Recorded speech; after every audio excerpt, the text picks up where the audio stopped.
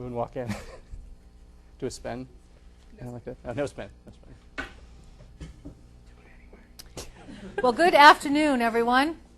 We are honored today to have our last speaker of the semester, who I know that you're going to enjoy. So allow me to introduce to you my good friend, John Crossman. Thank you.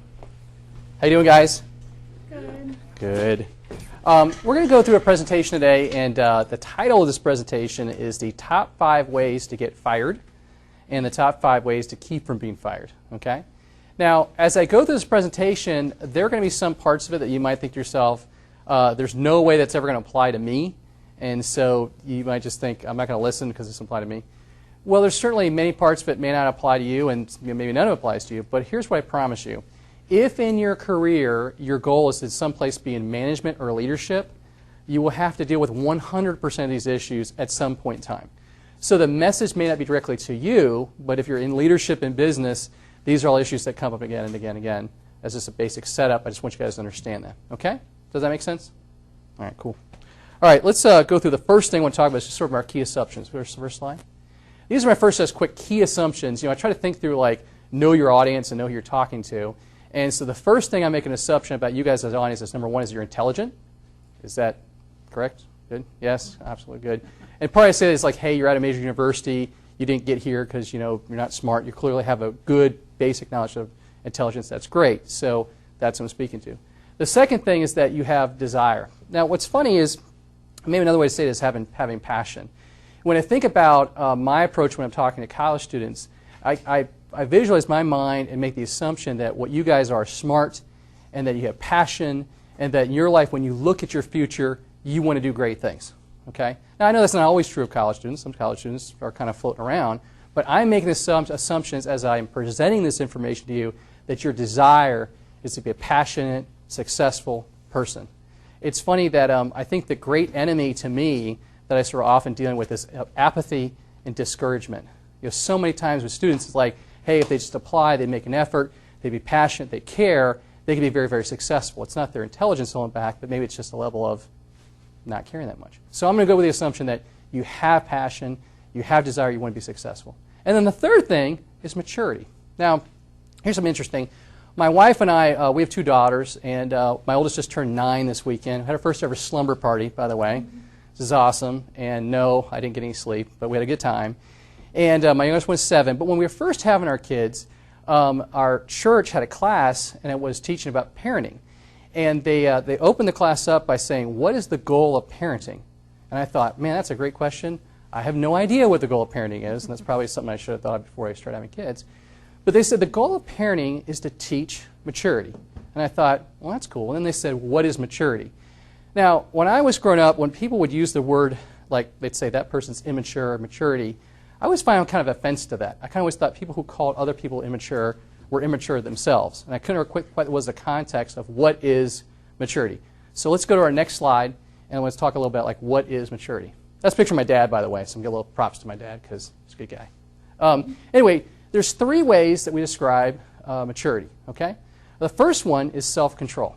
Now, when you're raising kids, one of the basic first things you teach them is to control themselves, right? So like if they're sitting at the dinner table and there's a plate of cookies, they're just going to grab the cookies. Unless you teach them, no, you have to have your dinner first, you have to eat your vegetables, and after you eat your vegetables, then you can have a cookie, right? So you're just teaching self-control. Hey, you get mad at your sister, you don't punch your sister in the face, like you come tell mom and dad, and you learn self-control, right? Because kids are all emotion. They're all emotion all the time, reacting, so you have to teach them to keep control, okay? The second thing is wisdom. And what is wisdom? Wisdom is learning from your mistakes, right? You do it one time, you don't do it again. So an example would be is like you tell a kid not to touch a stove. Well, like if they actually touch the stove and they burn themselves, like they're not going to touch the stove again. We were just recently on vacation, and there was yellow jackets everywhere. You guys know yellow jackets? And so my 7-year-old got stung by a yellow jacket. She is going to be very careful around bees the rest of her life, right? That was one time, like she's learning wisdom, be careful about certain things. And then the last one is responsibility. And really what that one time there is personal responsibility. And really what that is like accepting, hey, a responsibility for your actions, right? I can remember my youngest daughter being very young, and looking at her, and she had chocolate all over her mouth. And I said to her, like, Ava, did you eat a chocolate chip cookie? Nope. You know, that's what kids do. They lie. And so you have to teach them personal responsibility. You got to teach them to say, yes, I did that, right? And you got to, sometimes you call out your kids and they lie, and you say, hey, you lied about that. You have to say you're sorry. You have to accept responsibility, and no, you don't get a dessert tonight, or no, you don't get to stay up later because you made a mistake, and you're going to get punished for that. But then tomorrow's a new day, and you can start over again, and you learn from that, right? So when we think about maturity by that definition, and we think of that first in a society standpoint, what really jumps out to you is like we went to the prison system and we're taking a look at inmates, we'd see a lot of struggle with maturity, right? Self-control. Well, I didn't like that guy, so I punched him in the face. Well, then you committed a felony and then you're in jail. Or repeat offenders, like they keep doing the same thing. So a lot of times, and of course, this is a side note, but when we work with inmates, oftentimes we find that there wasn't a father in the household, right? And so a lot of these things weren't learned in the household, and that's where that pattern of behavior, so we've got to teach those things. That's a side note. In the workplace, though, these all come up again, right? So we think about really important things in the workplace. We think about self-control, right? And we'll talk about, you'll see this come up again and again and again of examples of somebody in the workplace and they got fired, not because they weren't smart, not because they didn't work hard, it's because they lacked self-control, right? Or then the second one, like making the same mistake over and over again. There's people you'll see that they're good employees in many ways, but they kind of bounce around job to job. Every couple of years they're leaving because they're not learning that the common denominator is them. They're doing the same mistake over and over again. And then the last one, that personal responsibility, that's a powerful one. A lot of times people in life never actually say, hey, I made a mistake. You guys know people like that? They've never made a mistake in their life. They'll never accept personal responsibility. And that's a real problem. My brother and I, years ago, we had a big issue in our accounting department. And having problems in your accounting department while you're running a business is like trying to change the oil in your car when you're driving down I-75. Okay? It's very hard to adjust accounting while the machine, the company's working really, really hard. So we're dealing with this stressful issue, and it's really hard. And my brother and I were talking about it. In the middle of the conversation, he looked at me and he said, do you know whose fault this is? And I said, I was sort of surprised he said that. I said, whose fault is this? And he said, mine. And somehow, by him I wasn't expecting that, but he said that, it empowered me. It made me feel good. It kind of felt like, oh, and I really appreciate him saying that. Sometime later, we were having some problems in our leasing and marketing department, which is my division. And so we had some problems there, and I had to say, hey, you know whose fault this is? This is mine. So to me, a very important aspect of being a mature business person is saying, hey, my mistake, my fault. Not the other guy, not this other person. This is my problem. I accept personal responsibility for this. So when I think about what we're looking for in students, you had some questions, people like, we're hiring. We look for maturity. We look for those aspects. And so that's a big part of being a healthy, good employee. All right, now with that set up, you ready to talk about the top 5 ways you can get fired? You ready? All right, let's go to our next slide here. Okay, so these are 5 career killers, 5 career builders. Next one. These are top 5 killers. You ready? Number 1, drugs and alcohol. There's a great philosopher known as South Park. You guys know South Park? And there's an episode of South Park where one of the characters said, there's a time and place for everything. It's called college. I get that. Like college people do kind of crazy stuff. I get that. But there's another famous quote that goes something like this. When I was a child, I acted like a child. I behaved like a child. I reasoned like a child. But when I became a man, I put away childhood things. So college is wonderful because college is transitional, right? It's a transition time in many people's lives where they're moving from one aspect to another aspect, okay? So I get it that sometimes people in college do different things, make mistakes. It's so important, though, to address that now and make sure that's not going forward. And again, when we're talking about how people get fired, if you think of yourself like it's 10 years from now, you're graduating University of Florida, and you get fired in your career, what happened? This would be an example why. Let me give you a couple other examples of that.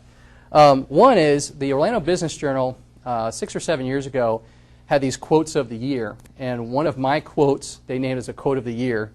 That was kind of cool.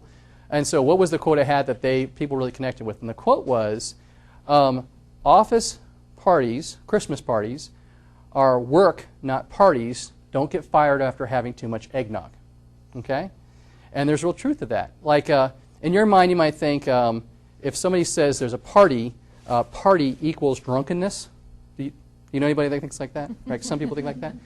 Well, when you think about work party plus drunkenness equals fired, right?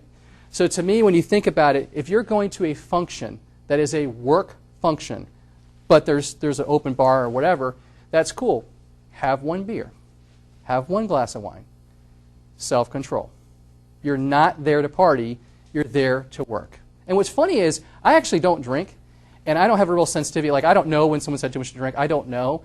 And I tended my whole career, I've not really been very judgmental of people that are drinking, because I don't have a sense to it. But I've noticed that my friends who are my age that still party really hard, which is getting kind of sad, really, honestly, like 41, need to get past that. But I have friends that still party kind of hard. Those people are very judgmental of young people that get drunk at company functions, at any company functions.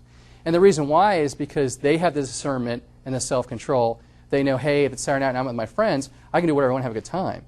But when I'm at work, I'm at a function, you don't do that. And I can't tell you, I can name story after story after story where that young employee, rising star, went to some company event, got drunk, threw up in the bathroom, and everybody knows about it and talks about it for years. So really understand that. On the drug side of it, I mean, I get it. Some people do drugs and whatever, but stop. If there's any part of your life and you're doing some level of that, stop it now. If you can't stop it, go get some help and go get help now. And so you say, have I ever seen anybody like wreck their careers on a cocaine addiction or Oxycontin addiction? Yes, I've seen very successful people. I've seen people my age make a ton of money, get addicted to cocaine, and then completely lose their career and become homeless.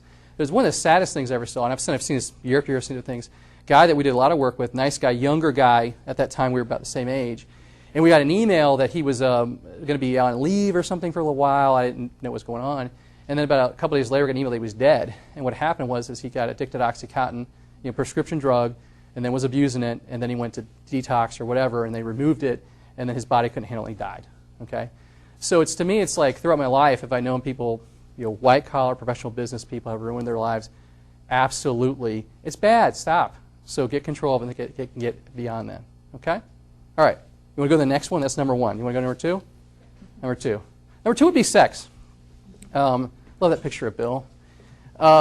Here's my quick thing on this. Don't have sex with people you work with, particularly if they're married to somebody else. That's just a little quick thing for you. I'm a big fan of the TV show The Office, and I should have mentioned it a couple times in here, but in the TV show The Office, the characters are constantly dating in the workplace, and I get that, and that happens. And sometimes that happens, and people get married, and they have a great relationship, and that works out, and I get that. I would just tell you, be very, very cautious about that. First off, I always refer to office dating as like lazy dating. It's like, well, she's there. Again, to me, it's like that's not a really good reason to date somebody. But number two, again, you're there to work.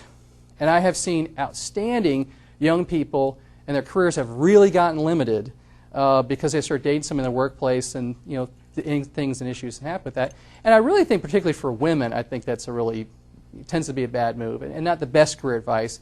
I would be very thoughtful about that. And again, I go back to self-control. Just because you're working with somebody and you find them attractive does not mean you need to date them. There's a lot of attractive people. A lot of people you'll be attracted to. You don't have to date and sleep with those people.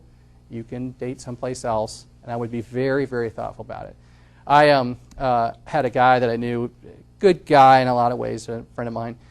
He had a job where his salary was about $500,000 a year, and he had private jets and all that kind of stuff. I mean, it was big. It was a big-time thing.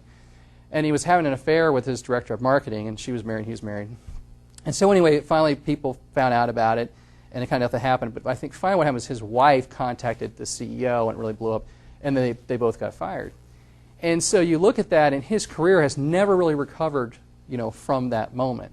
And I just think back on that, and I think, golly, if he had only had made some adjustments and dealt with the issues in his marriage, maybe his whole situation would have worked out a little bit differently. Of course, part of the problem there is that it was one thing was the behavior and sort of the immorality or whatever with his wife. The other issue was the director of marketing was doing a terrible job. Now, go figure. That gal thought she was bulletproof, so she quit doing her job, and then everybody around there, it became a very dysfunctional workplace. And so I've seen that happen again, again, again. So, advice on that. Now, are you ready for the third one? Are you interested now? Good. Okay, let's go to the third one. Greed. You guys remember the movie Wall Street? What's the line from Wall Street? Greed is good. Remember that? There's this thought process about capitalism that what it is, it's all-consuming, and that greed is good. Greed is not good. Greed is bad. And I will tell you a couple things about it. First off, ever heard there's a country expression that goes, pigs get fat, hogs get slaughtered? You ever heard that expression? I like that expression. What does that mean? What it means is go out there and make a lot of money and be successful. That's wonderful.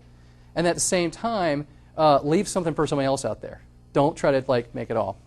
What's the difference between being successful and being greedy? I'm going to talk about that. For me, I want Crossman & Company to grow. I want us to be successful. I want us to make a lot of money. And I want all the people we do business with to make a lot of money too. I don't want to overpay for architects, but as we grow, I want architects we work with to grow. As we grow, I want the landscapers we grow with to grow. I want the contractors to grow. I want the retailers to grow. I want us to grow. I want everybody to grow. Greed is about, I'm going to grow and forget everybody else, just me. And that's a problem. And I can't tell you how many times I've seen people in business who got bigger and got successful, and their greed limited them from growing further. It's funny, there's a large company that we've done some business with in the past, and they do some things very, very well, but it's really struck me and the people in our company that we really felt they were too greedy, and they were pushing and demanding for too much. And so we finally came to a decision that we fired them as a client because we just didn't want to do business with them anymore because of the way they were behaving. And so there was 4 different companies that we contacted who we were doing business with, all major corporations, who we were letting know that we were severing this relationship with their company. One of them was University of Florida, by the way, just to say University of Florida, because they were working with too. You know what all 4 companies told me when I told them we were severing a relationship? They said, way to go. Those people are terrible. And so in my mind, it's so fascinating to me because this company is so greedy, and I think they think they're making the decisions they're making, they're not making more money. But the reality is, how in the world are they making more money when repeatedly the best and brightest talent aren't going to go work for them, aren't going to recommend they do work with them, they're not going to have people that are looking out and doing favors for them, they don't have the relationships other companies have. So at the end of the game, it's very, very, very disruptive. So anyway, in my mind, look, have an attitude of being successful, have an attitude of making a lot of money, but be thoughtful about the people around you that everybody should get better at the same time from your success. Does that make sense? I like that. Anyway, all right, let's go to the next one. Hothead. You guys watch The Office? Anyone watch The Office? That show became like therapy for me. I love that show.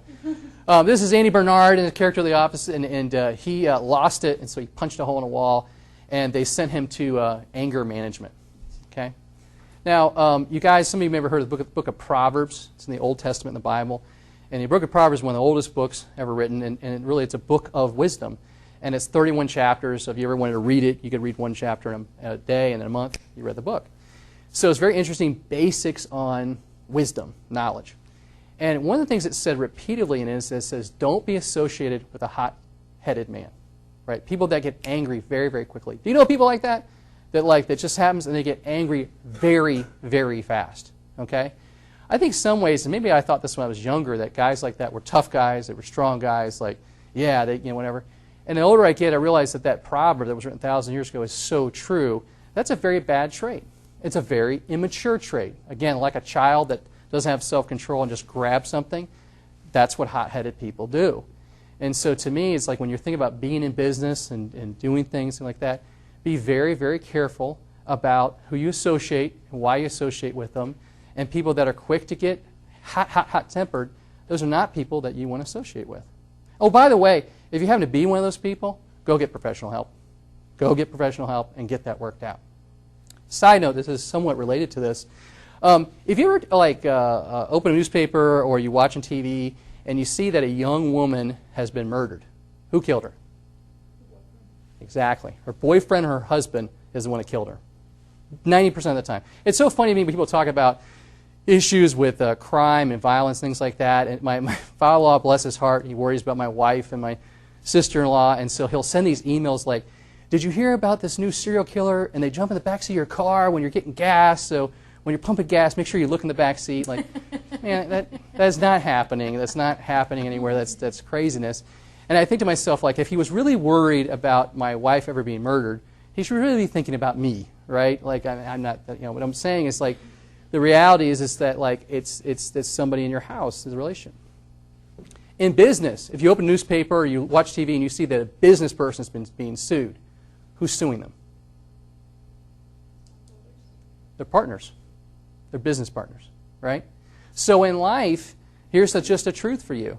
The people that we're closest to, the people that are supposed to take care of us, the people that we sleep with, the people that we're sitting next to all day long in business, they're the ones that are supposed to take care of us. They're supposed to watch our back. They're supposed to take care of us. And oftentimes, those are the ones that are the most dangerous, right? So why do I say that? My point is, be very careful who you marry, right? Be very careful who you marry. Be very careful who you become a business partner with. Be very careful who you sign documents. When you get married, you sign a marriage license together. You're in business, you're in a JV, you sign documents together. Be very careful who you associate with. And so a hothead is one of many categories of that. But like, you don't want to marry a hothead. You don't want to be a business partner with a hothead. You don't want to marry somebody who's really unethical. You don't want to do business with somebody who's really unethical. You need to be very thoughtful about who you joint together with. And be cautious. And it doesn't mean that you have to kick them out of your life completely, but it does mean you limit the intimacy that you have with certain people. Does that make sense? Valuable? Okay. Ready to go next one? Let's go next one. Pride. I don't even know who these people are, by the way. I don't even know who that is. Pride is so dangerous. Pride is a very, very dangerous, powerful thing that can very, very much cause loss in business some very good people. And let me just jump in and tell you a story about this. We had a woman in our office who was doing some HR work and some accounting work for us, and she was very smart, and she worked very hard, and she had very good aspirations to be something bigger in our company, right? All good things. Like if we look at the list at the beginning, we'd say this is a really good employee. Well, she said to me that she wanted to be involved in leadership at Crossman and Company. She just wanted to grow in a company, so I was like, well, that's cool. Now, in our company, we think the word leadership equals servant. We believe in servant leadership. Like, if you want to be in leadership at Crossman Company, that means you want to serve. You want to be a servant. You want to take care of people. So I decided to put her in charge of our new website. So I said, I want you to lead the new website for the company. It's an important job. I want you to tackle that for us. So she starts working on it. Well, to do the website, one of the things you have to do is you have to work with our sales staff, the leasing people, the sales people, the marketing people. Those people, these are my staff. They're not in sales. They know who I'm talking about here. But they tend to be very gregarious. They tend to be very like ADD. They're all over the place. They're terrible with deadlines. If you say to them like, hey, get back to me on the website by noon tomorrow, if they got a deal going on, they're just not going to get back to you, right? Well, she really got frustrated with that. She got so frustrated with the fact they're not getting back to her and all this kind of stuff. So it was a Friday morning, and I knew the website new launch was coming, and I just happened to click on the website. Why the new website had been launched. President of the company. I didn't know this. And then I'm looking at the website, and I noticed all these typos on it, mistakes on it. This is not cool. So I sent an email to her and her boss saying, hey, what's up with the website? This is a real problem for me. And then I got notified that she had taken a personal day. So she had launched the website on a Thursday and then taken a personal day on a Friday and didn't tell anybody. So I sent this email where I was upset, not overly upset, but just addressing the issue as a problem. So worked that day, went home, and then I got a call from her boss, and that she came in after hours and said she wanted to meet with them, and she resigned. She's like, I'm fed up. I'm not working with those salespeople. I'm done. Well, here's what she didn't know. We had planned to fire her boss, and our plan was to promote her and give her a big promotion and really kind of build the company around her in a way. And this was her first test. It was a test to see how she could handle leadership. And she failed. And it was purely her pride that kept her from able to do it. If she had just been more humble, like Tim Tebow, something like that. If she had just been more humble and just been more open and just been more like accepting and talking and sort of more patient and thinking things through, not only would she have done that well, she'd have gotten a promotion and a pay raise. And so the rest of the story is she resigned. We brought in a new person. That was Andy Lively. Bob was the new guy. And then we brought in Todd. And so anyway, this is for their point the history of our company. And so we did bring in new people and replace those two people, but that was all that her pride that kept her from going there. Does that make sense? Very sad, very sad. So to me, it's like people way into their careers, very successful, but this ego, self-righteousness, can really, really get people in trouble. And I've seen people who have made millions of dollars lose millions of dollars. And it's not because they're dumb. It's just their ego's so big they can't admit they made a mistake or they're wrong or whatever. Okay? Ready for the next one? All right. So those were our big 5 on the ones that will get you fired. Did you get those? You got them? Don't do any of those? All right. So now you're ready for the top 5. These are ones to help build your career. So these are the good ones. So let's go to those. First one is mentors. Mr. Miyagi. You guys remember Mr. Miyagi? You know? Side note, like the original Karate Kid, I saw that movie. It came out when I was in high school. And there was a guy that was a senior when I was a sophomore who looked just like the bad guy, the blonde kid that was the mean kid. And I was terrified of him because he was mean then too. And like whatever. Anyway, he is now an attorney in Orlando, and he's super nice. But I see him at real estate functions, and I'm still kind of scared he's going to give me a wedgie. Like every time I see him, I'm always a little on edge about it. Anyway, you have been enough in your life that people have told you should have mentors, right? People tell you like you should have mentors. And I think that when you think about having mentors, one of the good things to ask yourself is, well, what does that mean? And so it kind of creates the question of like, what is relationship? What is mentorship? What is relationship? And I think maybe to start that conversation is to ask this question, what is charity? What is charity? Well, charity is in the concept we're going to give something and expect nothing in return, right? So if we all went into a homeless shelter tonight and worked, serving soup or something like that, we wouldn't get done and say, hey, where's my watch? Like, we need some payment here for helping you people out. That's not what would happen, right? We would get done, and we would expect nothing in return. What's the irony of charity work? When we get done, how would we feel? We feel great, right? Isn't that funny? Well, our expectation would be to give and not receive. And if you ever meet people at charity work, where they always say, oh, I get more out of it than they do. Interesting. Okay, so then we think about the concept of relationship. Relationship is, it's the yin and yang. It's the giving and receiving. Healthy relationships are about giving and receiving. The art of a great conversation is, look at me, how are you? Right? Do you have any friends that if you never talk about yourself, they'll never ask you? They just talk about themselves constantly? Am I the only person that has friends like that? My daughters, again, they're 7 and 9. We're at the dinner table last night, and they were at camp, and so I said, how was camp? And they're telling us about their camp. So then I said, to their mom, Angie, how was your day? And then I was telling them, like, ask your mom how was her day. What did mom do today? And so they said, well, mom went to the grocery store. And I said, well, did you thank mom for going to the grocery store and buying you groceries for the week? So I'm trying to get them to think, hey, it's not all about you. Like, you're in a family, and you ask each other about what's going on, right? That's a relationship. That's a healthy relationship, okay? So in your career, when you think about having a mentor, the concept is there's somebody older, more experienced, and what you're going to do is you're going to seek that person for counsel. They're going to give you counsel. So you get that. Here's what I'm going to challenge you with. What are you giving back? Right? If they're giving you counsel, what are you giving them? And so if you think about in your career and your younger career and you're trying to get mentors in any area, retail or whatever, I would say be thoughtful about what you want to give back. Let me give you an example. If you had somebody with Hess, and a corporate person with Hess, and they said that they're going to mentor you and they're going to meet with you some, man, I would become the biggest fan of Hess ever. And I would like them on Facebook, and I would only go to Hess, and I'd buy the trucks, right? And I would be all about that, right? You might think to yourself, well, if I have a mentor and they're giving me advice, I don't really have advice to them. Well, maybe you do. Maybe you know something about social media and they don't. Maybe you know how to use an iPhone and they don't, right? You know what you have that they probably don't? You have time. You could give them time. You could give them resources.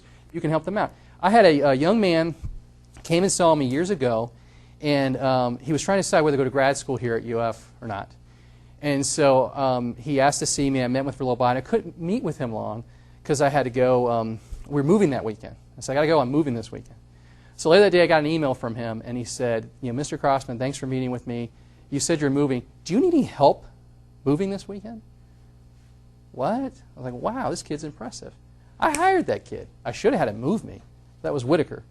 And so he's been in my company for 5 years now, has done fantastic, super successful career, done a great job. But what I saw in him in that moment was, here's a young man who's asking me for something, and he's trying like crazy to give me something. Another example is I met a guy actually through church, and he emailed me, and he said, John, you do all these things to help people. I want to do something to help you. Can I cut your grass? And I read this guy's email, and I'm like, who is this guy? I didn't know who this guy is. I had to figure who it was. And that was Andy Lively, who we hired as our HR director at our company. I hired that guy later on, just because, again, I'm like, the spirit of somebody who was trying to help me out.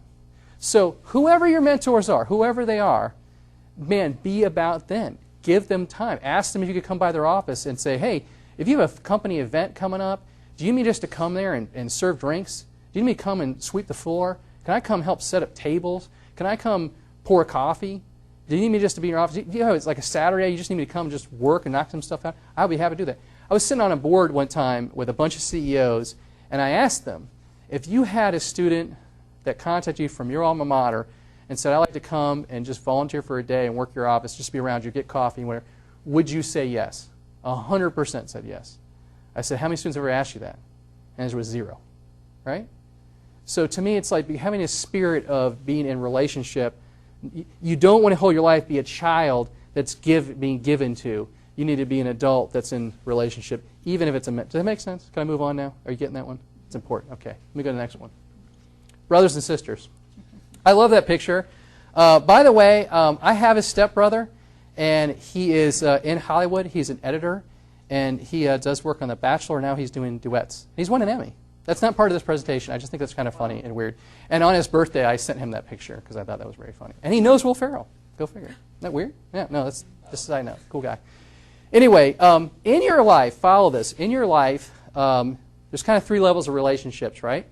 First off, you have acquaintances, right? Like we all just met, okay? So if I bumped into you in Orlando one time and you walked up to me in Publix and you're like, hey, John, I was in that class you lectured at, and we have a nice chat. It'll be kind of fun. We're acquaintances. We kind of met. The second thing you have is friends, right? So that's the sort of next level. And you know, one show that you grew up watching was the TV show Friends. You ever seen the TV show Friends? You think about like what defines friendship. I think what defines in friendship is encouragement. And if you think about the TV show Friends, it could have just been called encouragement, because that's all they really did. You know, it was like Chandler, Rachel, like they encourage, help each other out. That's what friends do. Or Facebook friends, happy birthday, or whatever, right? Like for your friends kind of encourage you. Okay. In life, what you really need is you need some people that are brothers and sisters to you. Okay? What defines that and what makes that different than friends? This is the word I like to use, is exhortation. Okay? What that means is that you have people in your life that love you enough to tell you the truth. Okay? Friends aren't going to always tell you the truth. They'll encourage you, they'll say things, they'll say nice things to you, but they're not necessarily going to say things like, you have food in your teeth, or your zipper's down, or you drink too much, or you get angry too fast. You need to go to counseling, right? That doesn't happen naturally. You will not have people naturally get that intimate with you and talk to you in that intimate, detailed way. How do you have relationships like that? You have to seek them. You have to talk it out. You have to open it up, and you have to be desiring of having open, intimate relationships. And it is a very defined, it's hard. It's really hard. Because people that really love you and open up to you, and you up to them, you're going to say things that are going to be very painful at times. Because everybody has like emotional wounds and things they're working on. Let me tell you a story. I was at a conference one time, and a guy came up to me and he said, you know that woman used to work with you? And I said, sure. And he goes, well, you know she's having an affair. She's married. She's having an affair with that guy that used to work with you. They work together. And I was like, no way. He's like, yes, absolutely, that's happening. I don't know. It really bothered me. I didn't work with him anymore, but it hurt my heart to hear that because it just makes me sad. So I emailed her. And I said, hey, what's going on with you and this other guy? What's the deal? So she emails me back. She says, how dare you? How dare you? She's mad. So I emailed her back and I said, look, my goal is not to be your friend. My goal is to be your brother. And I care enough about you, I'll risk you hating me to make sure you're aware that people perceive this. And man, if somebody was ever saying that about me, I would want to know that. Because I would want that rooted out immediately. Somebody was saying that about me. Okay? So 6 months go by. She calls me. She says, can I come see you? I said, sure. She came and saw me. She cried. What did she say? She was having an affair. Right? And she's sorry too. But that's not the point of the story. Here's the point of the story. From the moment she told me to the 6 months later, 20 people told me that she was having an affair. I mean, I would be at a party, someone would me said, did you hear about so-and-so? Right? Because here's the deal. Everybody knows. Everybody always knows stuff like that, right? Everybody knows stuff. People talk about stuff like that. They know. She said to me in that moment, I was the only one that called her out. I mean, she had best friends that were sitting next to her working with her, stuff like that. They all knew about it. None of them talked to her about it. Okay? So you have to be conscious. You have to be thoughtful. Your whole life, if you're going to spend your whole life surrounded by people that tell you you're great and never tell you the truth, your life is going to be a failure. You have to have people that love you, tell you the truth, and you got to choose to be in those relationships, and you got to be that person. And by the way, it's really hard. And in business, it's the exact same way. In business, it's the exact same way. You've got to have people. You know, I have one employee in particular that we talk, and they're very, very blunt with me. Bordering on rude sometimes. Bordering on rude, but it's okay. But what's funny is sometimes when I have meetings, I'll have other staff members sit in and listen because I like people to hear how he talks back to me, right? It's not unprofessional, and I'll veto him. Like, he might disagree with me. I'll say, well, I'm the boss. We're going to do it this way. But I love the fact that he says to me, I think that's a terrible idea. I love that. I love the fact he says, no, I don't think we should do that. Because we're ironing, sharpening iron. We're pushing it through, and we're working it out, and we're making a better company. And we need that. You need that. Okay? All right, let's go to the next one. Counseling. I used to use my Tony Soprano picture up there, and we changed it one. But my point being is that counseling is a great thing. Counseling is a great thing.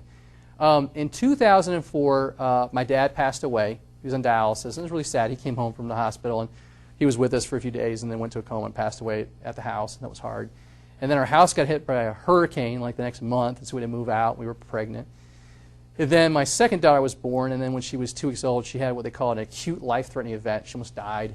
I had to put her in an ambulance. I mean, that stress, like getting in an ambulance with a 2-week-old baby and with the EMT and riding in an ambulance is stressful. Just trust me. I hope you never go through it. It's awful. She's great now, but Lord have mercy, it was a rough, rough time. And so, oh, and I forgot to mention, did I mention I severely injured my back and was in constant chronic pain? Yes. So all that, plus having a lot of physical pain issues. So going through that, I always told my wife that was our trip to hell. I always tell her, like, it was a lovely experience. So we got through all that, and I would get up and I would take a shower in the morning, and I would be just angry. Like, I'd be in the shower, and I just remember just being just angry all the time. And so my wife said, you should go see a professional counselor.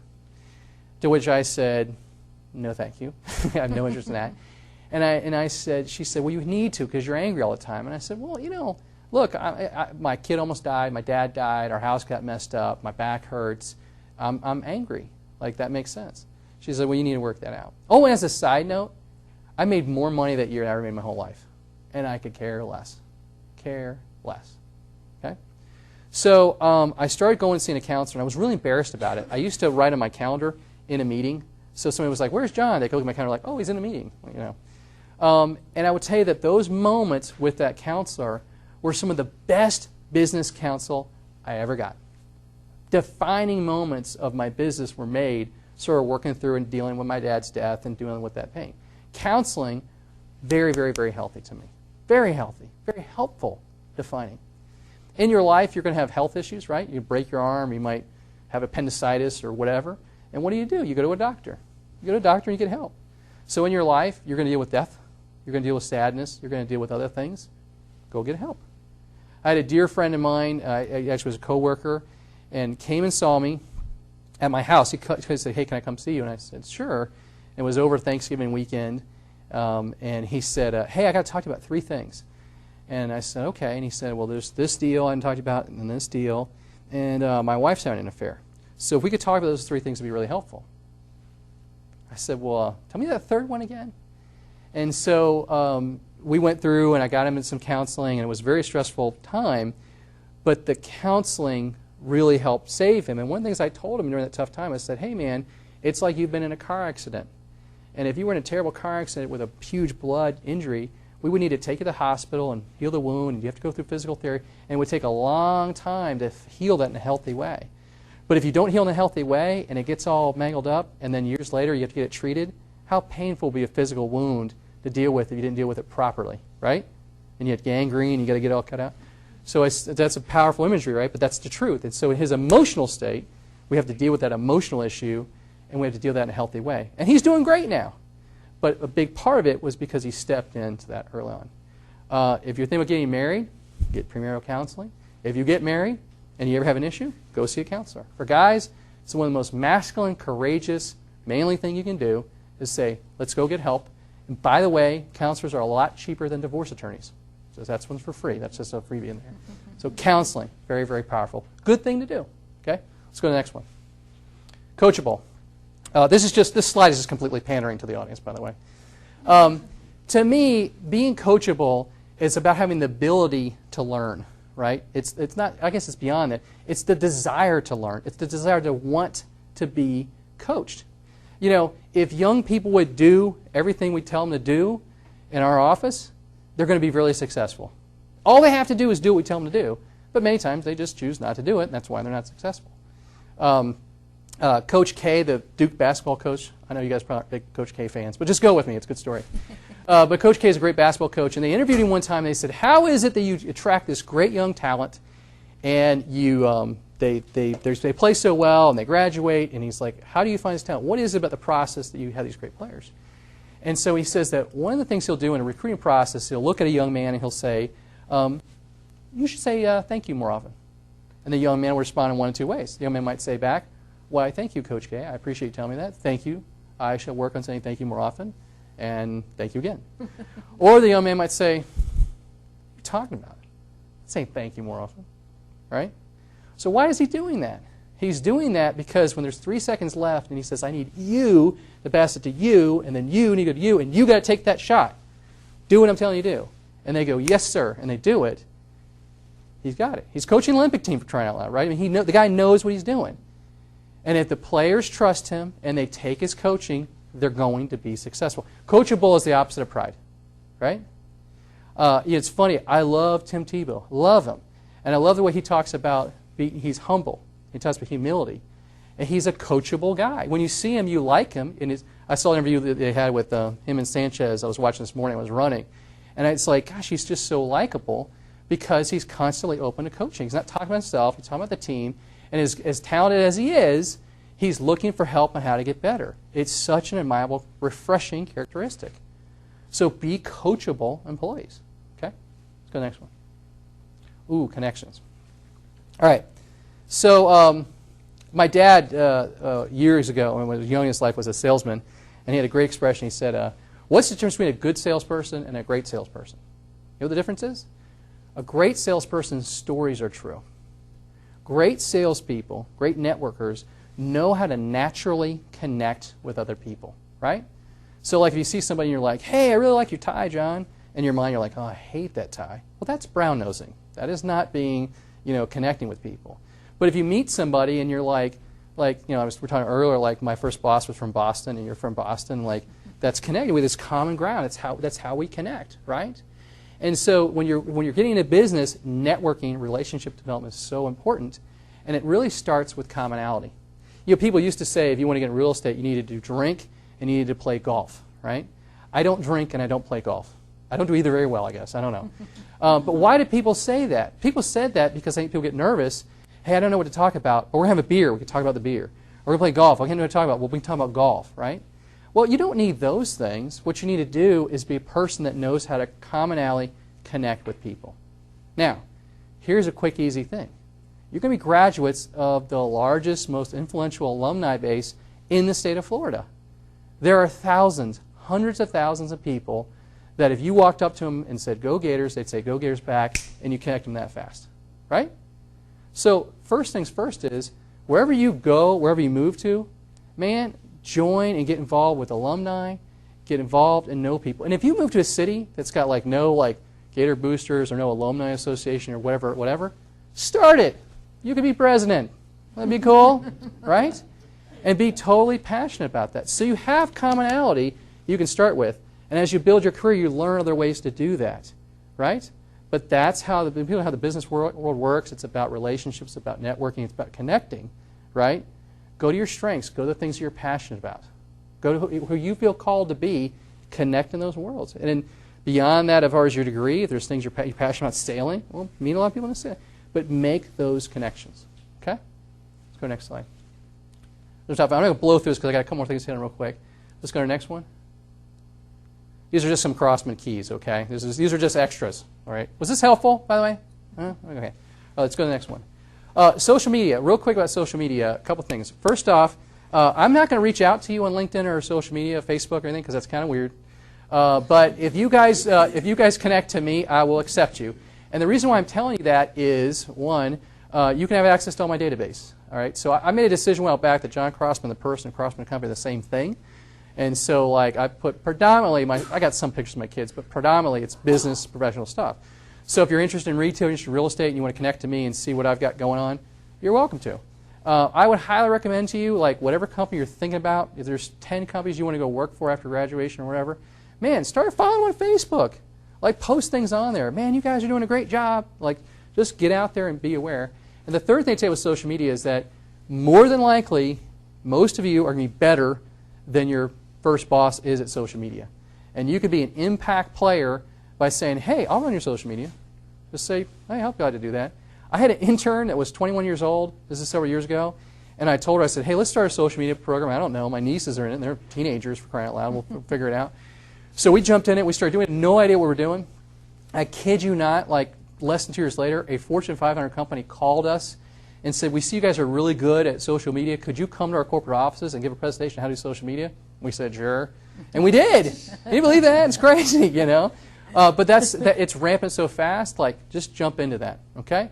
Oh, and by the way, if you've got really inappropriate pictures of yourself on your Facebook page, I'd get that crap off there right now. I would probably, it's time to kind of clean that up, and people do check that stuff out. So, you know, as you're transitioning closer to graduation, start cleaning up your world. It's okay to keep your Facebook personal and your LinkedIn professional. A lot of people, that's cool. But even still on your Facebook, you know, most companies check that out, start cleaning it up, okay? Just take it up a notch would be good, all right? Next one. Oh, this is our company. This is almost our entire staff right there together.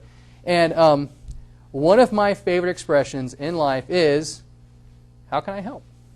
And I think every one of those employees I could point to, I could define as, how can I help, okay? You see the top guy that has the white hair with the suit on, the tie? That is former Orange County Mayor Rich Karate, one of the most influential leaders in the state of Florida, and he works at Crossman Company. And when he first got with us, he just started. We had a Secret Santa thing, you know, we exchanged gifts. And he got Linda, who's the blonde in front of him, and she got him, and so they exchanged gifts.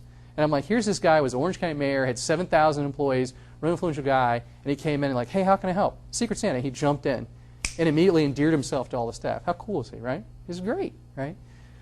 As you go through life, find yourself saying that statement.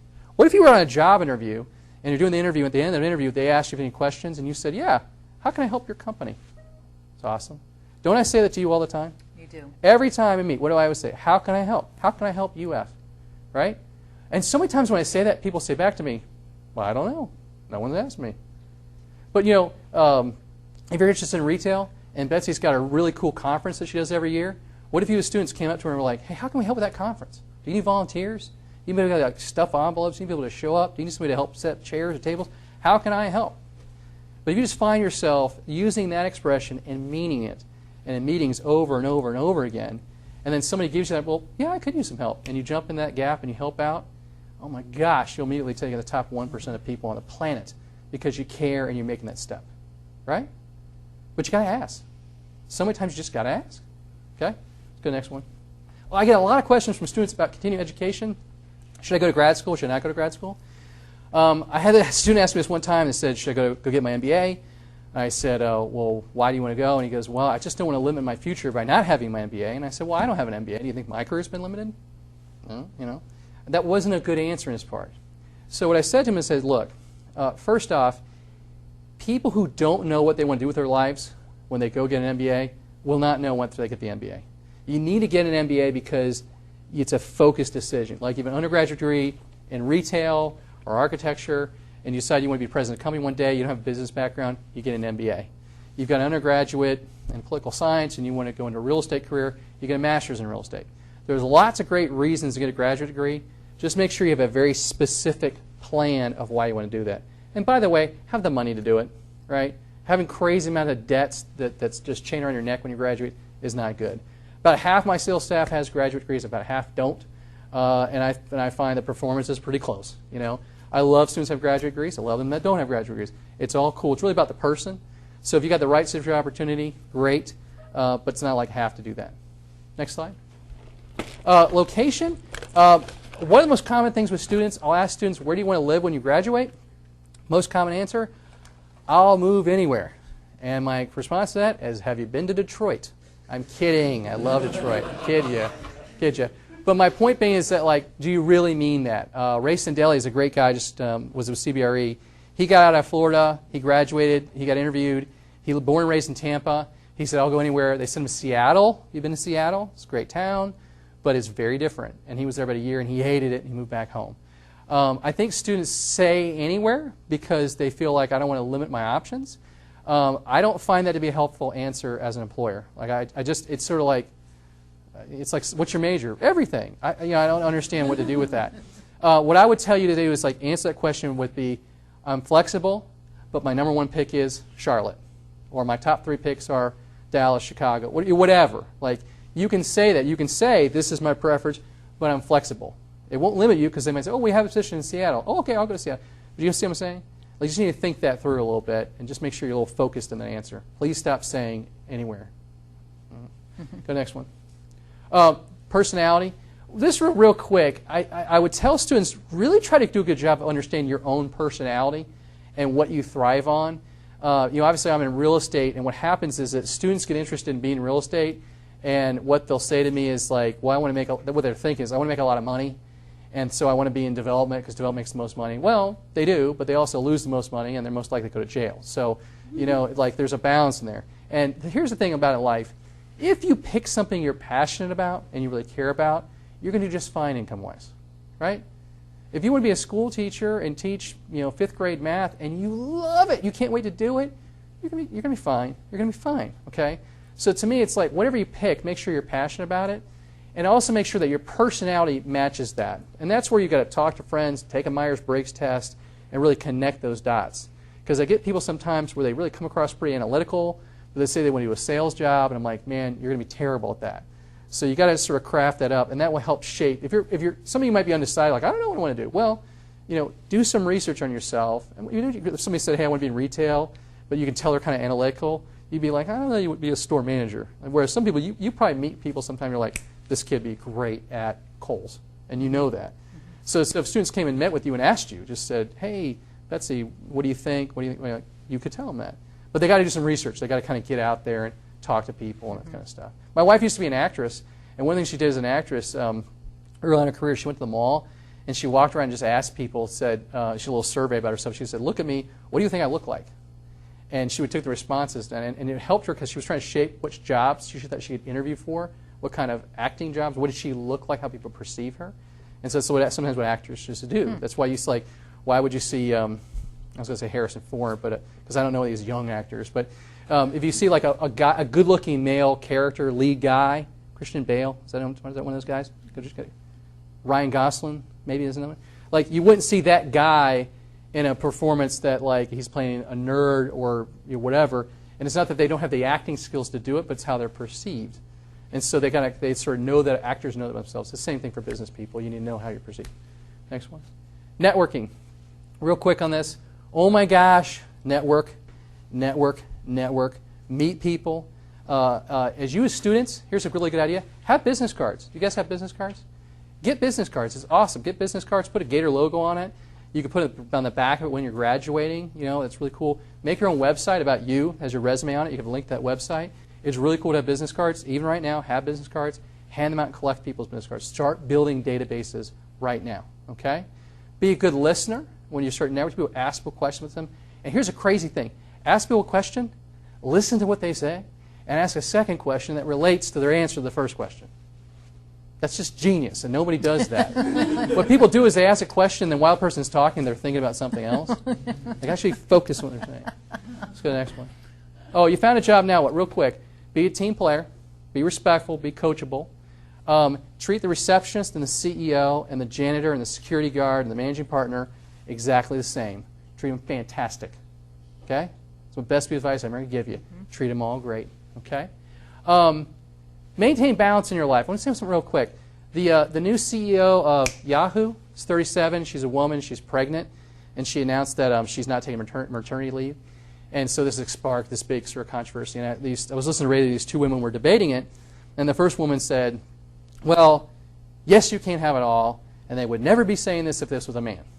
And I said, well, let me respond to that. First off, if it was me, absolutely we'd be talking about it. Because when my kids were babies, I didn't travel that much. And frankly, there was a huge real estate event in Orlando on Friday night, and I didn't go. Because where was I at? I was at the slumber party. I didn't go to it. And I have young kids, and they need me. I need to be home. And so I don't go to a lot of things, right? So yeah, it does affect. It does. A good dad, it affects. It doesn't matter. The first question, can you have it all? You know what the answer to that is? No, you can't. You can't have it all. It's ridiculous, okay? It's a ridiculous subject. So think about everything. You can't have all of it. So you know what you do? You pick the most important stuff and do that first, okay? So like my family, that comes first. And then my business, my job that pays my bills. And then I put other things in. And there's some things I don't do, right? And I love college football. I love college football. You know how many college football games I've been to since my kids were born? The Mumbles is 9? Zero. It's not that I don't love college football. I do. There'll be another part of my life I'll probably go to a ton of games. But right now, on Saturdays, I go to ballet recitals. They're terrible. All right? But my kids are awesome, and they deserve me being there, right? And that's what I do. You choose to do things, and you choose kids. You choose them more important. Is that helpful? Mm-hmm. Okay. Am I out of time? I think I'm out of time. 5 more minutes. 5 more minutes. All right. Anything else? I think that was my last slide. Nothing else? That it? Oh, that's good. Okay. All right. You guys had questions real quick. I want to highlight there was one asking about balance in life. I think I answered that. It says challenging hurdles, things I've had to overcome. I want to say this about business. The most wonderful things about business and the worst things about business are the same. It's all about people. My greatest regret in business is not enough time in great relationships and too much time in bad relationships. And I'm a heart guy, so I get my feelings hurt.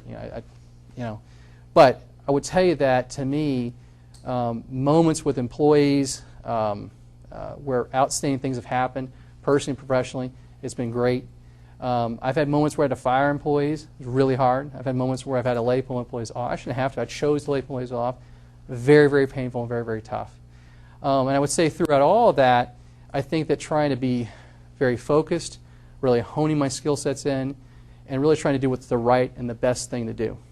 It's funny, I saw an interview with Maria Shriver recently, and she was talking about, she spoke at some university when they graduated, and she told students, you know, when you're having a big moment in your life, it's important to pause and look into your heart and do the right thing. And I want to say to her respectfully, I totally disagree with that. When you're at a tough decision in your life, don't look in your heart. Your heart's going to totally lie to you. Your heart's going to lie to you. Okay? Think with your head. Okay? Think with your brain. You have a brain, think with your brain. And then don't look at your heart. Look at the hearts of the people around you. Right? I shouldn't be looking at my heart when I make a decision. I should look at my daughter's hearts. Right? That makes sense? Anyway, so there's that. You said it says your company's core values include the highest level of service to select a number of qualities. What qualities do you look for in clients? For us, we look at 3 things. We look at competency, and that are we competent to do the work? Sometimes you look at things that are a great opportunity. We're not competent, so we refer that business. We don't do that business. We have to be competent. The second thing we look at is capacity, and that even if we're competent to do the work, do we have the time to do the work well, right? And then the third thing we look at is chemistry, and that are we a cultural match with that client?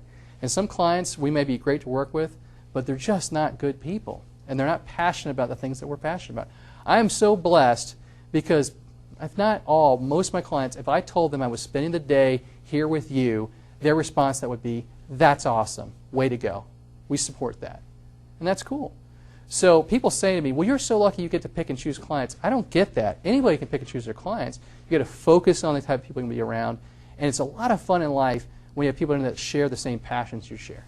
So we say, hey, I'm going to stay at UF, and UF's so great. You guys want to be involved and help. That's cool. That's good stuff. Last thing, real quick, there was a question about the recession. It's funny because a lot of questions were like, how'd you deal with the recession and this kind of stuff. Well, I've been through 3. This is my third one. And I would tell you this, like, they're always coming. Like, it goes up and down. You know, the whole thing is you got to stay consistent, right? Like, bad times are coming. Like, bad health issues are going to come up. Challenging times are going to come. And great times are going to come.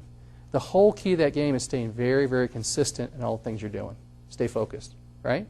So as we're getting through this bad one, what should we be doing? Prepare for the next one, because it's going to happen. All right, any other questions for you guys? Helpful? All right, thank you.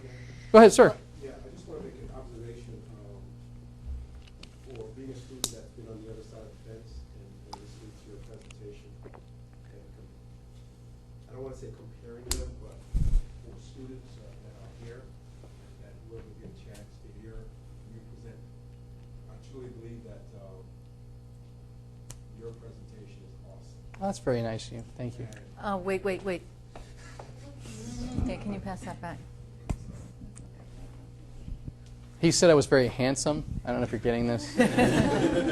No. No, what I said was just being a student and that's been and had experience on the other side and actually had employees and being an employer, but now a student.